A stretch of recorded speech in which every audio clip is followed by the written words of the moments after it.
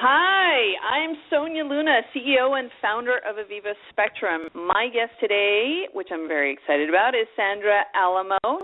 Welcome, Sandra. Thanks, Sonia. Thanks for having me on the show. Great. Well, I am very excited about this interview because it really is near and dear to the heart of an internal audit department, which is its people.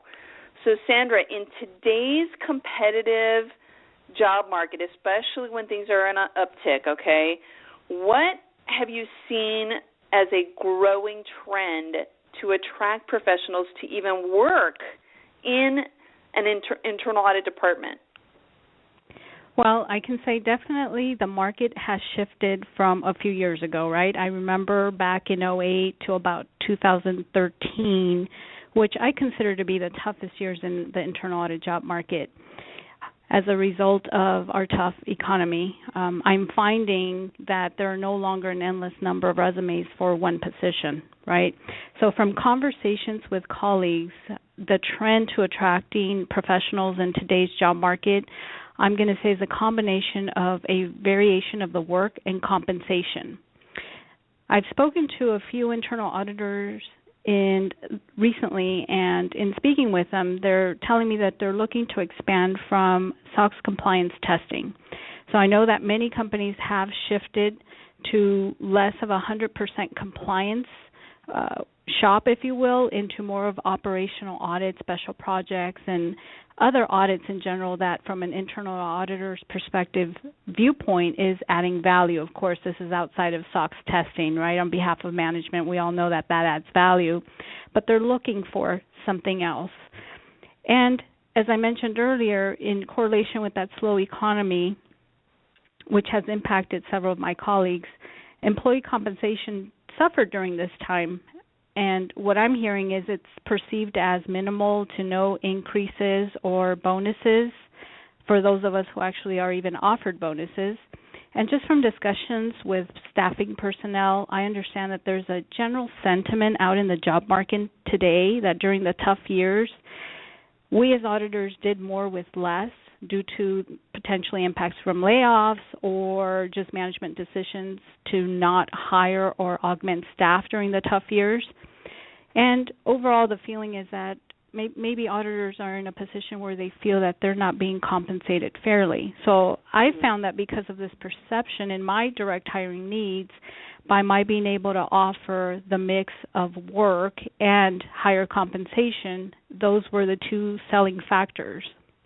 And that's a very critical point because I'm also saying that as a growing trend. SOX compliance is, I think, everybody gets put in that compliance corner where, okay, we need to get it done and just get a C grade on this, but the people who are actually performing the work product, that are actually doing the work day in and day out, if they don't see any type of growth with their skill set or better yet, some value add, meaning best practice suggestions to the management team, et cetera, to make the company better, it's a little disheartening. So I've seen both worlds where a chief audit executive really gets it, motivates his staff to really think about partnering up with management just to build a better company.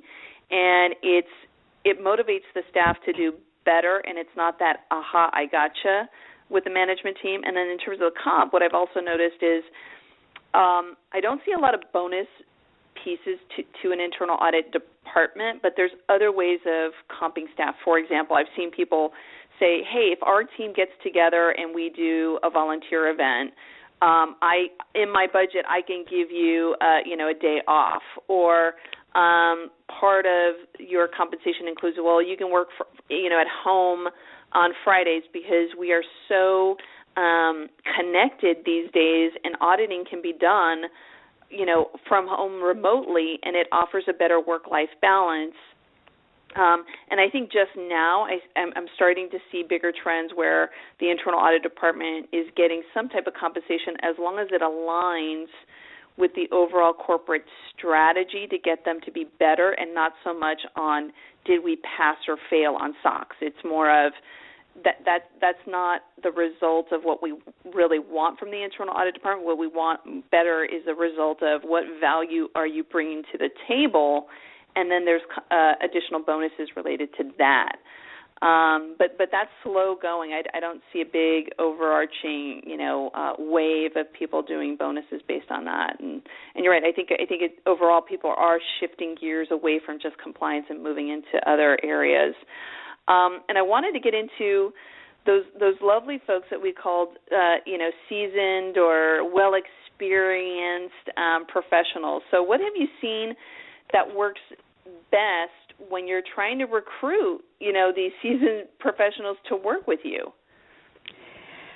Well, I think I approach one individually. It's good for me to understand perhaps their background, their experience, and maybe where they're trying to go, right? So I think we can agree that SOX rocks, but if I offer the opportunities to say potentially to someone the other audits, a new industry, a new company, working with a stellar set of process owners who are really engaged and, as you mentioned to your point, looking for those added value recommendations, looking to partner with Internal Audit, perhaps maybe teaching them how to use data analytics if that's not something that's currently in their skill set, and again, bringing in the compensation.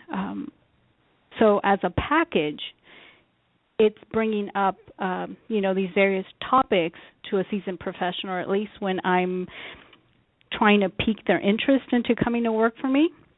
And I'd be remissing if I didn't add that those of us who are in the director role, a managerial role, or supervisory role, part of the package, I believe, in dealing with a seasoned professional is that we're also trying to sell ourselves, right? So as part of the recruiting process, I believe that the seasoned professional is looking to understand what type of manager are we, as you mentioned. Is there going to be flexibility?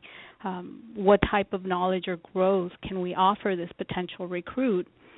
In my case, I would say that I leverage my reputation in the marketplace. As you know, Sonia, we in internal audit here in Orange County, I'm sure LA, within certain professional organizations, it's considered a small community.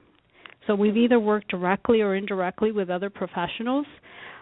As part of what I try to do during the interview process is I share my management style, my passion for the profession, so that they can clearly see that coming to work with me is truly even a partnership with me, not necessarily just coming to work for a company and collecting a paycheck. Well, okay, this has been an enlightening interview, Sandra, and I'm very confident our listeners gained just a lot of value from your perspective of how to attract and how to retain top talent. So again, thank you, Sandra, for coming on our radio show. Thank you. Well, this is Sonia Luna, CEO and founder of Aviva Spectrum, signing off.